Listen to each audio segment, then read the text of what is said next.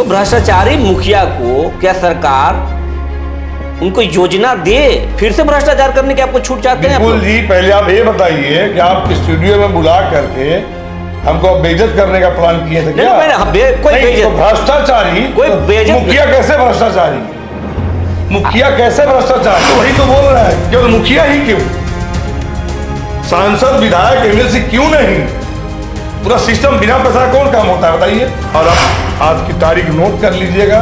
मैं घमंड में कभी भी नहीं बात करता हूँ, कान पकड़ रहा हूँ, घमंड में नहीं, लेकिन मुझे पूर्ण विश्वास है कि जनता के हक अधिकार की लड़ाई में लड़ने जा रहा हूँ और मैं जीतूंगा चुनाव। औरंगाबाद में 202 मुखिया हैं, तो 202 मुखिया सुजीत कुमार सिंह को लोकसभा पहुंचा सकते हैं क्या? बिल्कुल, अगर 202 मुखिया जी छोड़ दीजिए, 170 मुखिया जी, 180 मुखिया जी भी अगर सहयोग कर देंगे तो चुनाव हम लोग जीतेंगे। मुखिया के जिनके पास बाइक भी नहीं होता है और मुखिया बनते हुए स्कॉर्पियो खरीद लेते हैं, कहां से पैसा आ जाता है? देखिए भाई जी, ऐसा है कि एक कहावत है कि प्रचलन होता है देखा देखी। जब होता है कि मुखिया जी कहलाने लगे तो बेचारे ब्याज पर पैसा लेके भी लेते हैं। बहुत ऐसे भी हमारे मुखिया भाई हैं, ऐसा मत बोलिए। तब तो मान लीजिए बहुत लोगों का देखिएगा, अब ऊंचे पद पे उनका देखिएगा कि गाड़ी का लाइन लग गया, तो उनसे सवाल क्यों नहीं करते हैं? सबका टारगेट केवल मुखिया ही है। विपुल जी के भी उनसे भी सवाल पूछ लिया कीजिए, मुखिया गाड़ी लेता तो मुखिया दूसरी हो गया। हम उनसे भी सवाल करेंगे। हम तो कभी नहीं देखते हैं सवाल किया, अभी तक आज तक तो नहीं देखे हैं। अब सवाल कीजिए आपका। जी नमस्कार, मैं हूं विपुल कुमार और आप देखना शुरू कर चुके हैं सूर्य विहार डिजिटल न्यूज। आज हमारे खास कार्यक्रम बात मुलाकात में खास मेहमान हैं औरंगाबाद मुखिया संघ के जिला अध्यक्ष सुजीत कुमार सिंह। सुजीत कुमार सिंह किसी परिचय के मुहताज नहीं है, मुखिया संघ के जिला अध्यक्ष के साथ साथ भाजपा के वरिष्ठ नेता हैं। सुजीत कुमार सिंह, आपको बहुत बहुत सूर्य विहार के स्टूडियो में स्वागत है। आपका भी बहुत बहुत आभार, और सूर्य विहार चैनल के माध्यम से जो भी दर्शक हैं उनको भी नमस्कार, आभार। सुजीत कुमार सिंह, आप जिला अध्यक्ष, मुखिया संघ के जिला अध्यक्ष हैं और हाल के कुछ दिनों से एक चर्चा आप कर रहे हैं अपने सोशल मीडिया प्लेटफॉर्म पर भी, फेसबुक, ट्विटर पर भी आप एक पोस्ट छोड़ रहे हैं कि हम मुखिया के हक के लिए लोकसभा के चुनाव लड़ेंगे। ये कौन सा हक है जो आप लोकसभा के चुनाव उनको जीत करके आप दिलाना चाहते हैं? पहले 29 विभाग का अध्यक्ष होते थे मुखिया, और दिन प्रतिदिन मुखिया का सारा अधिकार छीन लिया गया।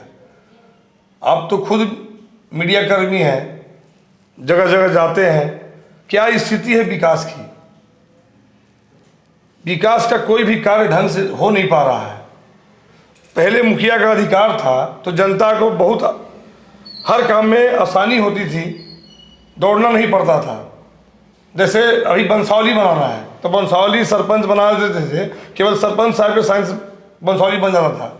अभी उनको चौकीदार का साइन करवाना है, सहायिका का साइन करवाना है, वार्ड का साइन करवाना है, मुखिया का साइन करवाना है। बताइए, एक बंसावली बनाने के लिए 5-5 साइन करना पड़ेगा। वृद्धा पेंशन हम लोगों ने 3 साल पहले मांग किया था डीएम साहब से, उन्होंने अपना पर्सनल डायरी में नोट भी किया था। किसी का 60 वर्ष से स्टार्ट होता है वृद्धा पेंशन। बहुत ऐसे बुजुर्ग हैं जो 85 वर्ष के हो गए, 80 वर्ष के हो गए, 70 वर्ष के हो गए, उनका वृद्धा पेंशन नहीं मिलता है। हमने मांग किया था, इसमें सरकार को कोई नुकसान भी नहीं था कि आप मुखिया के सिग्नेचर से उम्र का सुधार हो जाएगा तो बुजुर्ग आदमी को आसानी होगी कि घर बैठे उनका उम्र का सुधार हो जाएगा। लेकिन सरकार चाहती नहीं है कि हम पे बोझ पड़े। आज लगभग 30% बहुत ऐसे बुजुर्ग हैं जिनको उम्र 60 साल से अधिक हो गया, उनको पेंशन नहीं मिलता है। तो 29 अधिकार की बात कर रहे हैं। मुखिया, आप एक पंचायत के मुखिया हैं, छोटा सा पंचायत है, आप क्या सोच करके आप लोकसभा के चुनाव लड़ना चाहते हैं? जीत पाएंगे आप? बिल्कुल जीतेंगे। माता के भक्त हैं और वादों के सख्त हैं विपुल जी। सत्य के राह पर चल करके, सत्य के राह पर चल करके, और मुखिया का हक अधिकार में ही सारे जनता का हक अधिकार है। राशन कार्ड की क्या स्थिति है? राशन कार्ड की क्या स्थिति है? हजारों ऑनलाइन हुए, एक पंचायत की बात कर रहा हूँ, 500 से 1000, कहीं 700, कहीं 500, कहीं 400, मिनिमम मैंने किसी भी पंचायत में 500 से कम अप्लाई नहीं हुआ है राशन कार्ड का। कितने लोगों का राशन कार्ड बन रहा है आप पूछिए अधिकारी से, एमओ से पूछ लीजिए, किसी से अधिकारी से पूछ लीजिए कितना राशन कार्ड बन पा रहा है। सैकड़ों उदाहरण है। आपके गांव के विधायक हैं आनंद शंकर, जो कांग्रेस से विधायक हैं औरंगाबाद सदर के, आपके परिवार से ही ताल्लुक़ रखते हैं। कहीं उनको विधायक बनते हुए देख करके सुजीत कुमार सिंह के ये मन में तो उफान नहीं आ रहा कि हम भी सांसद बन जाए? अगर मन में सबके आने से अगर कोई सांसद बन जाए, विधायक बन जाए, तो घर घर में सांसद मिलेंगे। मुखिया साथियों ने, कुछ बड़े भाई, कुछ मित्र मुखिया साथियों ने प्रेस किया कि आप मैदान में आइए। मैं ये नहीं कहता, हो सकता है 10% मुखिया जी या 20% मुखिया जी पार्टीवाद से अलग हट ही नहीं पाए, लेकिन 80% भी मुखिया जी साथ देंगे तो हम लोग जनता का विश्वास जीतने में कामयाब होंगे। और अब आज की तारीख नोट कर लीजिएगा। मैं घमंड में कभी भी नहीं बात करता हूँ, कान पकड़ रहा हूँ, घमंड में नहीं, लेकिन मुझे पूर्ण विश्वास है कि जनता के हक अधिकार की लड़ाई में लड़ने जा रहा हूँ और मैं जीतूंगा चुनाव। आप किस पार्टी से चुनाव लड़ेंगे?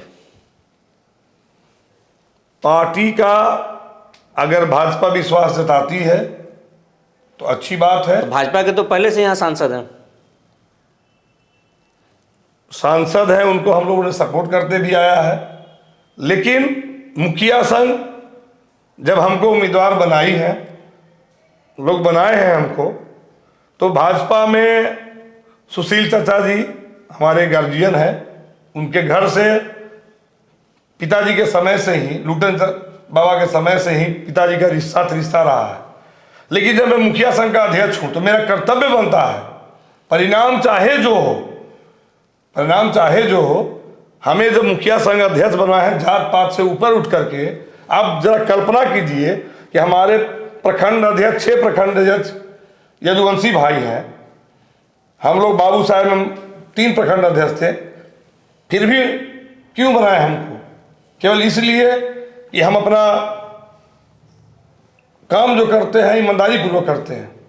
इसलिए मैं मुखिया संघ का जब अध्यक्ष बना तो मुखिया संघ के द्वारा जब हम चुने गए हैं, उसमें रिश्ता की बात नहीं, लोकतंत्र है, कोई भी लड़ सकता है। औरंगाबाद में 202 मुखिया हैं, तो 202 मुखिया सुजीत कुमार सिंह को लोकसभा पहुंचा सकते हैं क्या? बिल्कुल। अगर 202 मुखिया जी छोड़ दीजिए, 170 मुखिया जी, 180 मुखिया जी भी अगर सहयोग कर देंगे तो चुनाव हम लोग जीतेंगे। और चुनाव, जो भी चुनाव होती है, आप नज़र उठा के देख लीजिए, 2014 हो, 2019 हो, हमारे पूरे भारत की दुर्भाग्य की बात है कि या तो हिंदू मुस्लिम या 85%, 15%, 90%, 10% यही चुनाव है ना। लेकिन हमारा ये सब कुछ नहीं है। हम लोग जनता के हक अधिकार की बात करते हैं और हक अधिकार दिलाने के लिए संकल्पित हैं, वादा नहीं, संकल्पित हैं। अगर मैं जीत के जाऊंगा तो किसी भी परिस्थिति में मुखिया संघ के अधिकार और जनता का जो अधिकार है, हक है, उसको दिलाने के लिए मैं पीछे कदम नहीं रखूंगा। जान की बाजी तक भी लगाने में पीछे नहीं हटूंगा। अब तक औरंगाबाद से राजपूत जाति के ही सांसद बनते आए हैं औरंगाबाद संसदीय क्षेत्र में। सुजीत कुमार सिंह भी राजपूत जाति से हैं, तो क्या इस बार सुजीत कुमार सिंह वोट कटवा बनेंगे? अब ये तो वक्त बताएगा, ये प्रभु के हाथ में है। अगर निर्दलीय भी आएंगे तो ये चीज आप जान लीजिए कि मैं शिव जी का शिष्य हूं, तो पहले आप सर्वे करवा लीजिए कि पूरे लोकसभा में शिव शिष्य कितने हैं। हमारे गुरु भाई, गुरु बहन लगभग 4 लाख से कम नहीं होंगे। जब शिव गुरु की कृपा रहेगी तो 4 लाख तो मेरे पास ऑलरेडी है, मेरे गुरु भाई, गुरु बहन है, तो हम कमजोर आपको कहां से दिख रहे हैं? आप पर दबाव भी आएगा चुनाव नहीं लड़ने का, तो क्या करेंगे सुजीत कुमार सिंह? दबाव? कौन दबाव डालेगा? कैसा दबाव कैसा? लोकतंत्र है, सब कोई लड़ सकता है। हमारे ही मुखिया में ही हमारे छोटे भाई हमसे बोले कि भैया हम भी चुनाव लड़ना चाहते हैं। हम बोले ठीक है, लड़िए। जब परिचित आप हैं, आप किसी के बहकावे में आकर के चुनाव लड़ने का मन बना लिए, तो फिर हम रोकने वाले कौन है? हमने बोला कि आप लड़िए, स्वागत है, जनता को वोट करना है, आप भी लड़ जाइए, 2024 में आप भी मैदान में आ जाइए। जनता तो किसी एक को ही चुनेगी ना, अभी जनता का चुनाव करना है। अब सीधे हम लोग मुद्दे पे आते हैं। मुखिया संघ के आप बहुत बड़े ही मैती हैं, आप उसके अध्यक्ष भी हैं, लेकिन मुखिया पर भ्रष्टाचार का आरोप लगता है। पिछले कार्यकाल को अगर उठा के देखें तो आपके मुखिया जी आवास योजना में, तो नल जल योजना में कि राशि के हेर फेर करने में दर्जनों मुखिया पे FIR हुआ था। तो भ्रष्टाचारी मुखिया को क्या सरकार उनको योजना दे, फिर से भ्रष्टाचार करने की आपको छूट चाहते हैं? बिल्कुल जी, पहले आप ये बताइए कि आप स्टूडियो में बुला करके हमको बेइज्जत करने का प्लान किए थे क्या? कोई बेइज्जत, तो भ्रष्टाचारी, कोई बेइज्जत, मुखिया कैसे भ्रष्टाचारी? मुखिया कैसे भ्रष्टाचारी? मुखिया तो हम कहते हैं कि हम अनपढ़ हैं, इसलिए अनपढ़ हैं कि हमारे बिहार में भी प्रमाण है कि पढ़े लिखे, कम पढ़े लिखे लोग बहुत ऊंची कुर्सी से पहुंच गए हैं। हमारे मुखिया मान ली कोई डॉक्टरी किए हैं और कोई एकदम अनपढ़ है, तो मैं मान के चलिए कि मैं अनपढ़ हूं, लेकिन जो कर्मचारी हैं, अधिकारी हैं, वो पढ़े लिखे होते हैं ना, पढ़े लिख करके नौकरी इनको मिलता है, सरकार से मोटी तनख्वाह उठाते हैं। तो भ्रष्टाचारी तो सिस्टम है, सिस्टम भ्रष्टाचारी है ना। सिस्टम पे FIR नहीं हुआ ना, मुखिया पे FIR हुआ। बात तो सिस्टम पर कौन FIR करेगा? जब पूरा सिस्टम ही भ्रष्टाचारी है तो उनका तो किसी को भ्रष्टाचारी बना देंगे। उनके कलम में पावर है, कलम में पावर है, किसी को भ्रष्टाचारी बना देंगे, किसी को क्लीन चिट दे देंगे। वो तो उनका बाएं हाथ का खेल है। भ्रष्टाचारी मत बोलिए, भ्रष्टाचारी तो बोलिए ही मत। अरे मान, ठीक है, ये भी मैं मानता हूं, एक कहावत है 100 में से 80 बेईमान फिर भी मेरा देश महान। अगर कोई एक भ्रष्टाचारी निकल गया तो क्या कोई सांसद जेल में नहीं गए क्या? सांसद पे FIR नहीं हुआ क्या? किसी विधायक जी पे FIR नहीं हुआ क्या? उसी तरीके से मान लेते हैं कुछ मुखिया जी पर अगर FIR हो गया तो सारे मुखिया को आपको भ्रष्टाचारी करने का कोई आपको अधिकार नहीं। ये आप मानते हैं ना कुछ मुखिया भ्रष्टाचारी? तो हम तो वही तो बोल रहे हैं, केवल मुखिया ही क्यों, सांसद, विधायक, MLC क्यों नहीं? पूरा सिस्टम, बिना पैसा कौन काम होता है बताइए? 5 साल पहले मैंने 40 लाख रुपया लोन लेकर के, बहुत लोगों को विश्वास नहीं होता, सोशल मीडिया में डालते हैं तो लोगों को विश्वास नहीं होता है, और बहुत ऐसे अभी कल ही एक भोज था, रविदास परिवार से बिलोंग करते हैं, परवेश राम, रायपुरा टोले मोहली स्थान, उनकी पत्नी के नाम पर शौचालय बना हुआ था। हमने पैसा दिया था, लोन लेकर के हमने पैसा दिया था, और उनका देहांत हो गया तो मेरा तो पैसा गया। तो ये बताइए कि भ्रष्टाचारी मुखिया जी को बहुत लोगों को इनाम मिला, लेकिन जो हकीकत में जिस मुखिया को इनाम मिलना चाहिए था, आपके पास मान लीजिए 100 करोड़ रुपया है, तो 100 करोड़ में से 90 करोड़ रुपया आप दान भी कर सकते हैं, किसी को दे सकते हैं। लेकिन हमको आप बताइए, आप मीडिया अच्छे पत्रकार हैं, आप ये बताइए कि अपने बारे में मैं नहीं बोल रहा हूं, लेकिन दर्द है, कोई ऐसा नेता का या ऐसा व्यक्ति का नाम बताइए कि जो लोन ले करके और जनता के भलाई के लिए काम किया। मैंने किया है, आप जाइए मेरे पंचायत में, चाहे वो भोजा बिगा हो, नथुनी बिगा हो, बभंडी हो, रायपुरा हो, कहीं पे भी हो जहां मेरा पैसा नहीं लगा हो। अच्छा, इस बार योजना में जो पहले मुखिया को अधिकार था कि मुखिया काम करते थे, इस बार रोक दिया गया, वेंडर लगा दिया गया है, मुखिया लोग इसीलिए भड़के हुए हैं। कारण क्या है? देखिए, ऐसा कुछ नहीं है। अब सबसे बड़ी बात क्या है कि योजना पहले ग्राम सभा में चयन होता था, मुखिया जी स्वतंत्र होते थे, पैसा आया, जहां जरूरत है, जहां इमरजेंसी है, मैंने काम करने की सख्त आवश्यकता है, वहां पे काम लगा देते थे। अब क्या है कि सिस्टम पे लोड करना है, तो आप बताइए कि एक तरफ आरक्षण दे रहे हैं 65%, एक तरफ 65% आरक्षण दे रहे हैं, तो जब आरक्षण दे रहे हैं, कम पढ़े लिखे लोग जाते हैं, जब पढ़ा लिखा आदमी, जब आपको चयन कर देना है साल भर पहले चयन कर देना है कि ये काम करवाना है, और कोई काम इमरजेंसी मान ली किसी के घर बन गया तो नाली का प्रॉब्लम हो गया, या रास्ता इमरजेंसी में कहीं खराब हो गया, तो वैसी परिस्थिति में कैसे हम लोग काम करवाएंगे? हमारे यहाँ 2 मामला है, और संजोगवश दोनों दलित का बस्ती है।